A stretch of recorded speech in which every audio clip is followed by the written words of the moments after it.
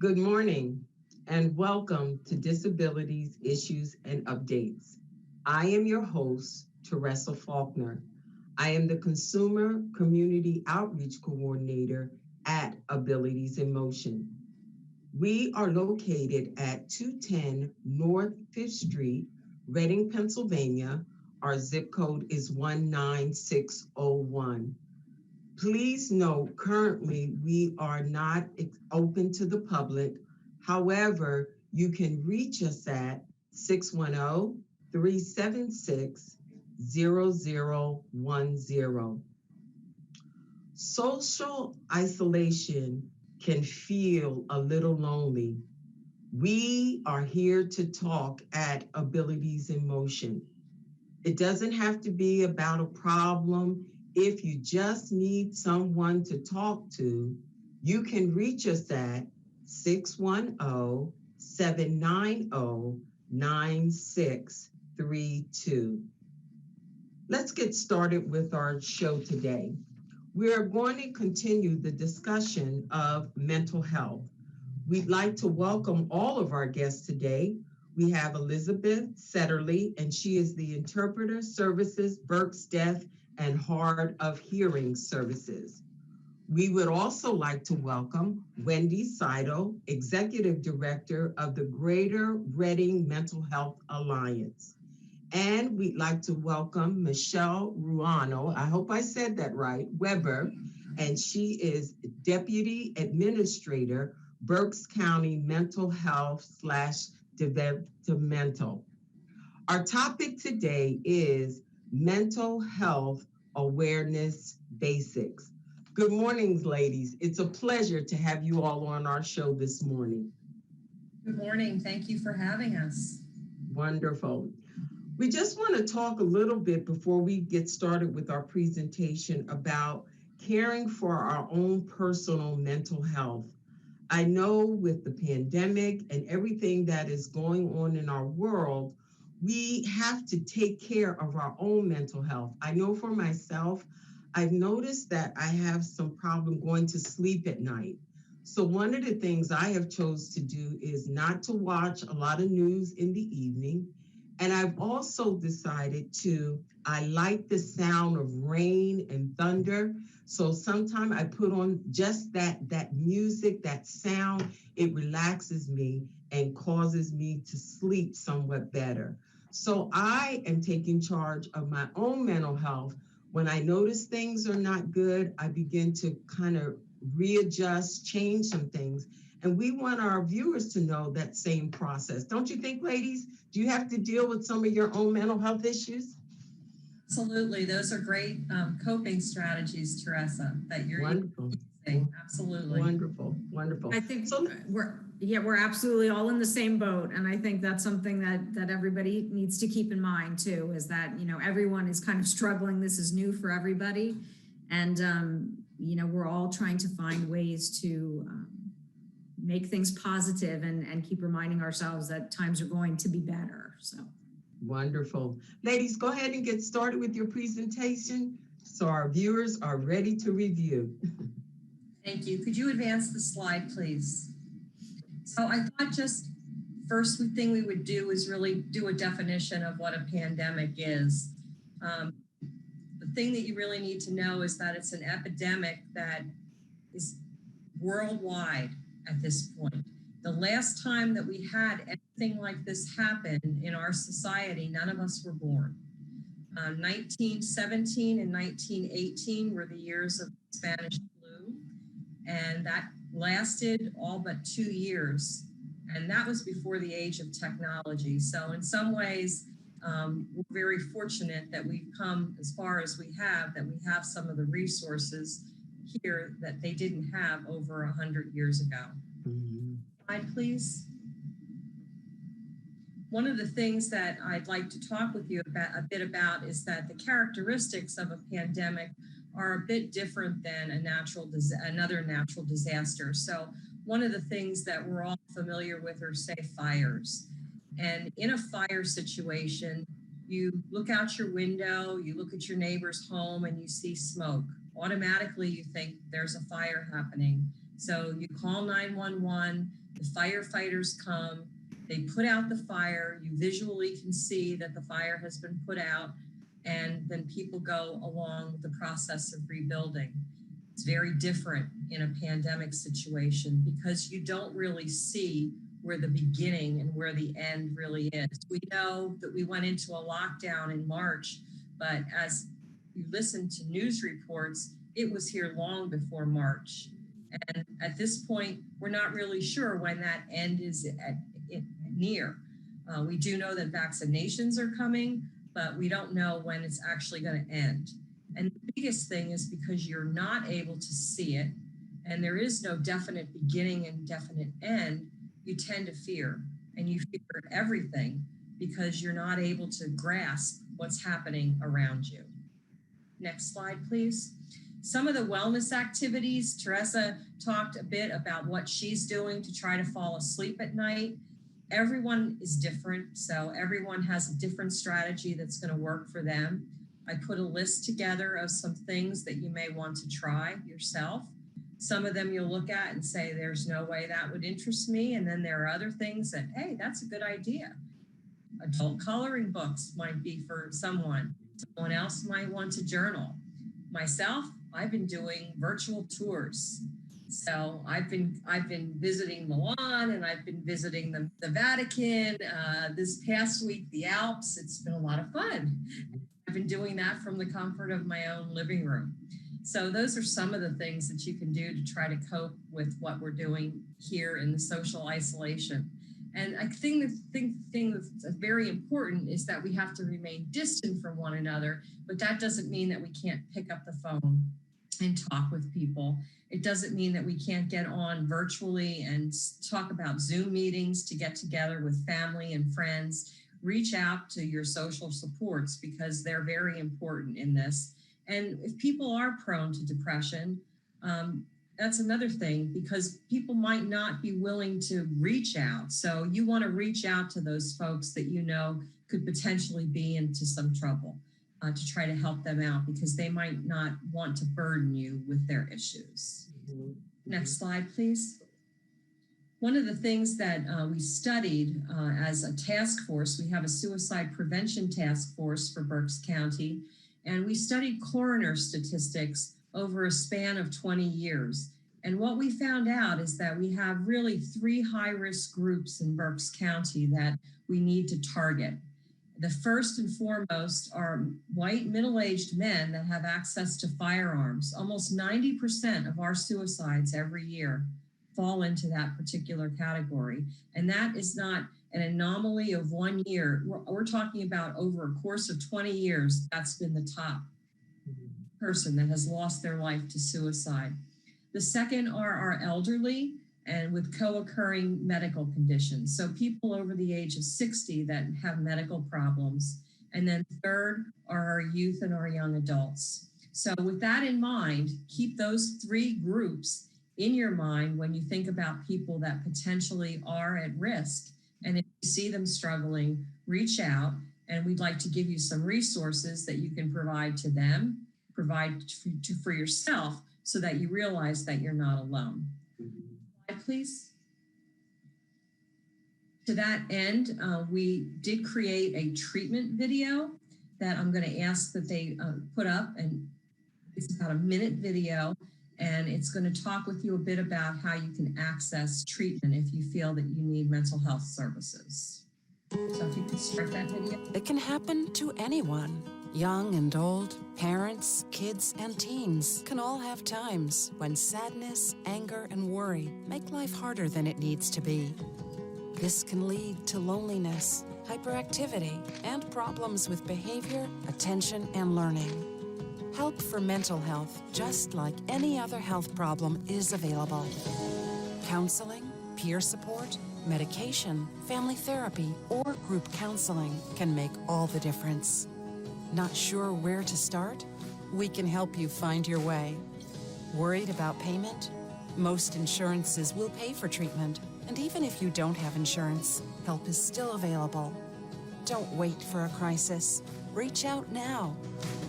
Get help and get your life back. Learn how at ruokberks.com. click on the treatment tab.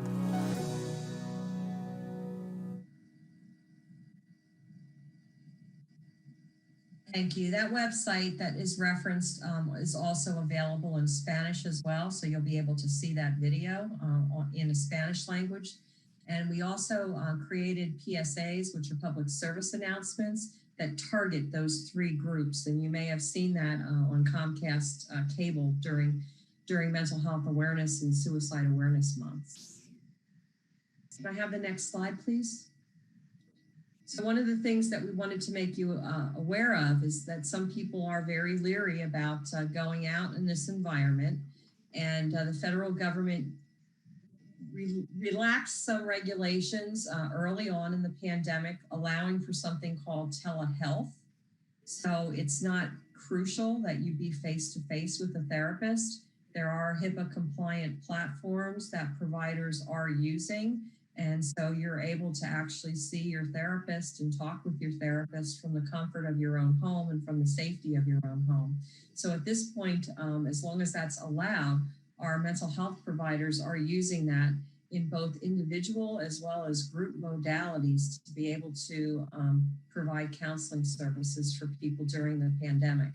So that should not deter you from getting any kind of help, because you can do it via the phone. Next slide, please. You just want to make you aware of Service Access Management. They are our 24/7 crisis intervention line.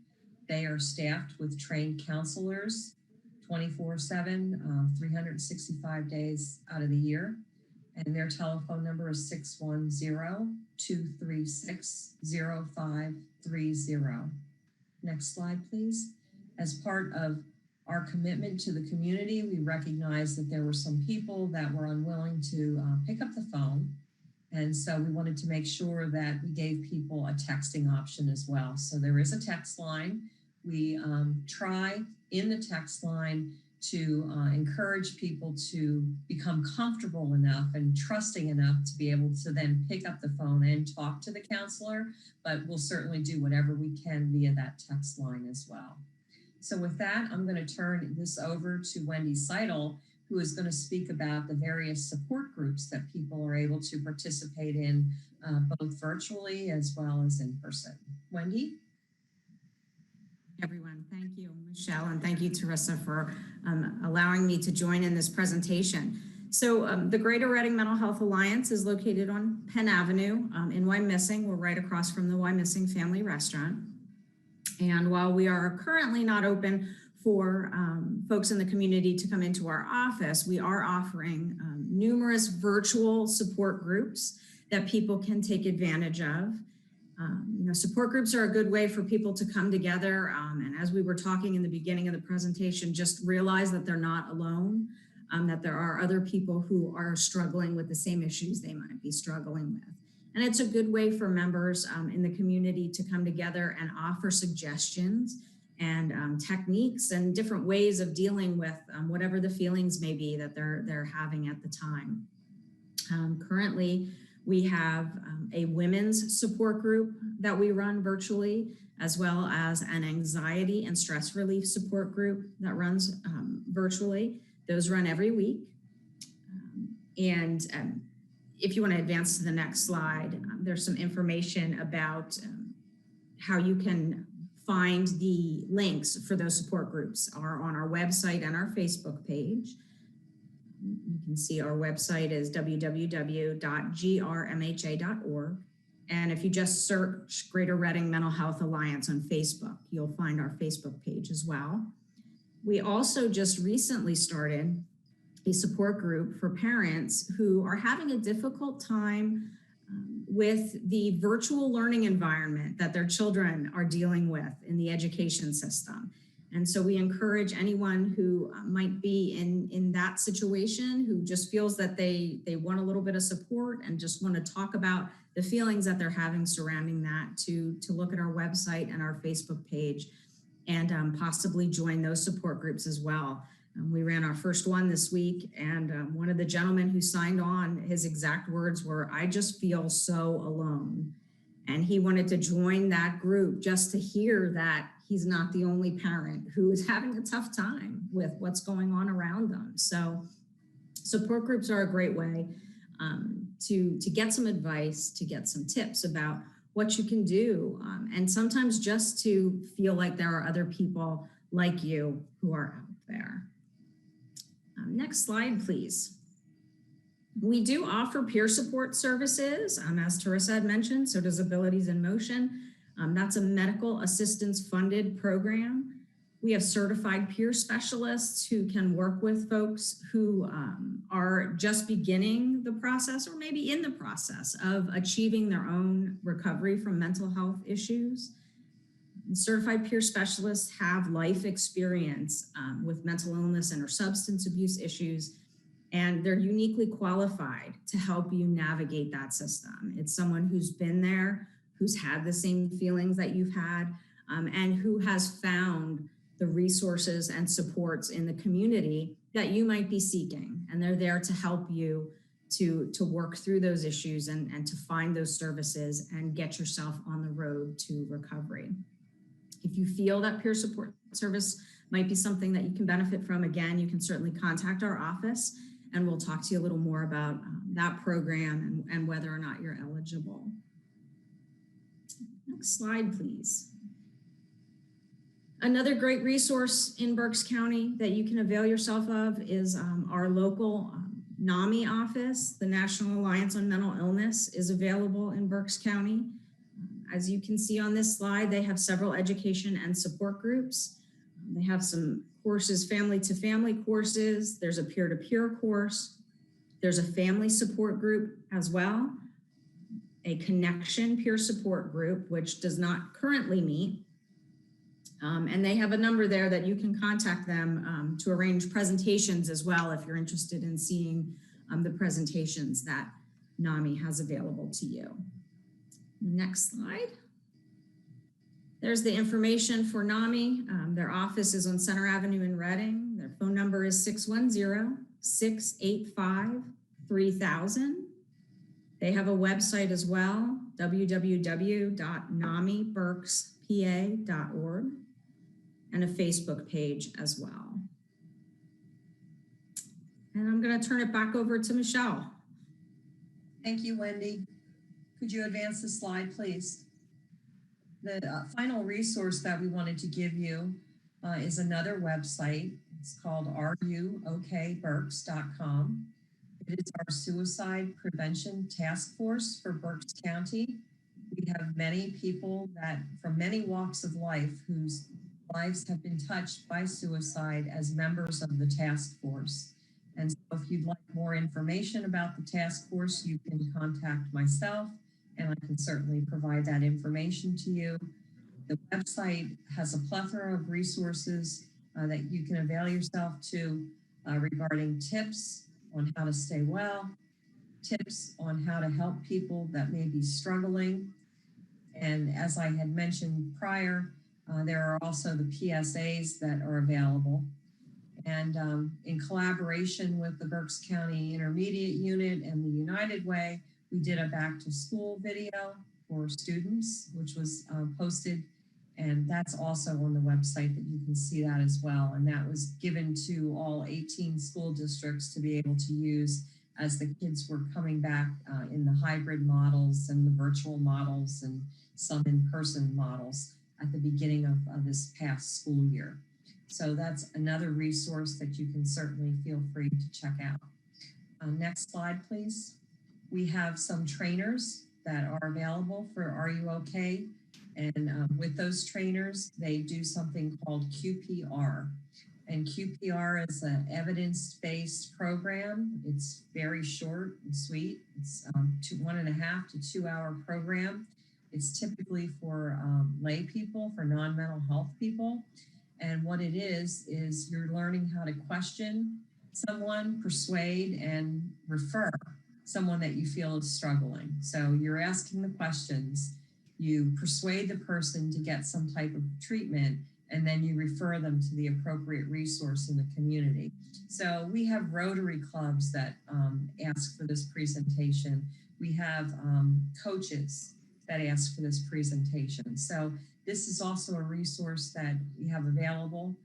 And we also do have a suicide prevention video called The Ripple Effect, which tells the story of Kevin Hines, who survived a fall off the Golden Gate Bridge. And he has made it his mission now in life to talk about his own mental health and his own mental wellness, and to use his story to help other people that are struggling. You may have noticed early on in the pandemic during the spring, we did have some billboards up, and we had some signage on the BARTA buses, just directing people to that particular website as well. So that's the end of my official presentation. I don't know, Teresa, if you have any final comments, questions that you have for Wendy or myself. I'd just like to ask the question concerning coping. When is a person coping with different things or with isolation? When is it not enough, and when should they seek help? They're working on their own coping skills, and it's not working. When should they seek help? Sooner rather than later. I as human beings tend to wait until the last minute with a lot of things. We are avoidant. We think that we should be able to handle it. And what ends up happening then is that people become so overwhelmed that everything is kind of a crisis. So if you begin to struggle and you're not really sure, you use some of the tools in your toolbox and you can't figure out what to do next, it's better to reach out and to get a fresh perspective from someone else. That would be my suggestion. Thank you so much. You all have given some wonderful information, and I hope that if someone is viewing today, please know that you are not alone. There are a lot of resources and support for those who might be struggling or having difficulty with dealing with what they call our new normal, but there is help out there for persons. There is help, and you don't have to feel alone. There's a lot of coping skills that you can kind of deal with or get even help with, even suggestions. I noticed yesterday on the television, they were just saying different coping skills because the things that we're dealing with is not normal to us. It's not, we don't even know how to identify with it because we haven't experienced it before. Ladies, I'd like to thank you for all of your information sharing with our viewers today. We do want you to know that if you just need someone to talk to, Abilities in Motion is available. If you just want to talk, if you just want to share, you can reach us again at the 610-790-9632. Also, please know that we do have a certified peer specialist. Her name is Tanya Matt. She is available. And all of the wonderful information our guests, Michelle and Wendy, gave us this morning, there is help. Please don't feel alone. We are here to assist you. Please be safe, be careful, share, help one another as we go through this difficult time. Ladies, thank you so much for all of your help in presenting this information today. And I want to wish you a wonderful day, wonderful weekend, and we're looking forward to an exciting 2020 year. Thanks again, ladies. Have a good day. Thank you so much. Stay well.